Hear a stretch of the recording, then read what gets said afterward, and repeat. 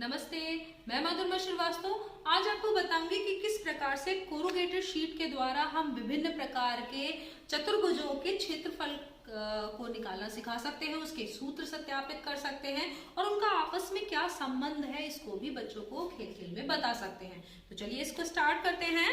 ये देखिए, ये एक समांतर चतुर्भुज है। समांतर चतुर्भुज की विशेषता आप जानते ही हैं, कुछ वीडियोस आप देख चुके हैं कि ये देखिए समांतर चतुर्भुज में आमने सामने की भुजाएं बराबर और समांतर होती हैं। तो ये एक समांतर चतुर्भुज है। अब इसका क्षेत्रफल हम कैसे निकालें, यानी ये पूरा एरिया, ये वाला क्षेत्र कैसे निकालें, इसका सूत्र कैसे ज्ञात करें। तो चलिए इसको हमें देखते हैं कि ये समांतर चतुर्भुज और ये भी एक समांतर चतुर्भुज है। देखिए इसका एरिया और इस समांतर चतुर्भुज का एरिया बराबर है, क्योंकि ये दोनों एक दूसरे को, यानी क्षेत्रफल बराबर है क्योंकि ये एक दूसरे को ढक ले रहे हैं।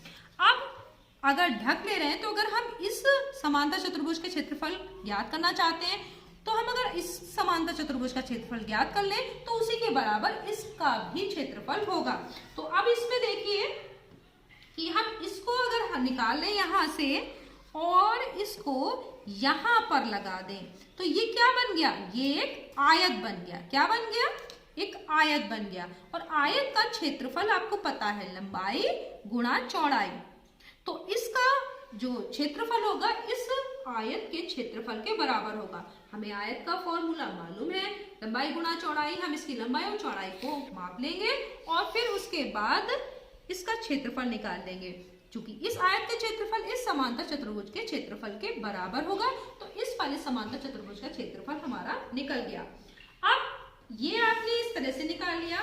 अगर अब ये देखिए यहाँ पर क्या है, ये दो त्रिभुज हैं। अब इनको, इन त्रिभुज को अगर दोनों को यहाँ पर रख दीजिए तो इन दोनों त्रिभुजों का जो एरिया है वो इस समांतर चतुर्भुज के क्षेत्रफल के बराबर है।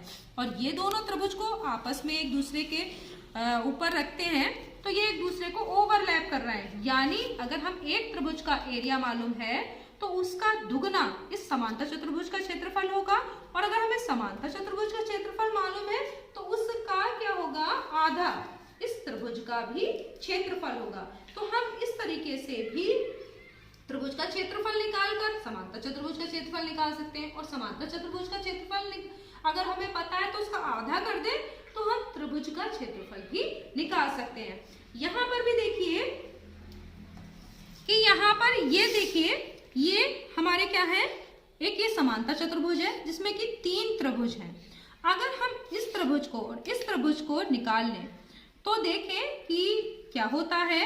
हम इसके ऊपर इसको ऐसे रखते हैं और इसको हम ऐसे करके रख देते हैं। तो यहाँ पर आप देख रहे हैं कि ये दोनों त्रिभुज जो हैं वो नीचे वाले त्रिभुज को पूरा पूरा ढक ले रहे हैं। यानी अगर हमें इस त्रिभुज का एरिया निकालना है तो वो क्या होगा, जो हमने ये समांतर चतुर्भुज बनाया था उसका आधा, क्योंकि आधा पार्ट ये बी है और आधा पार्ट ये वाला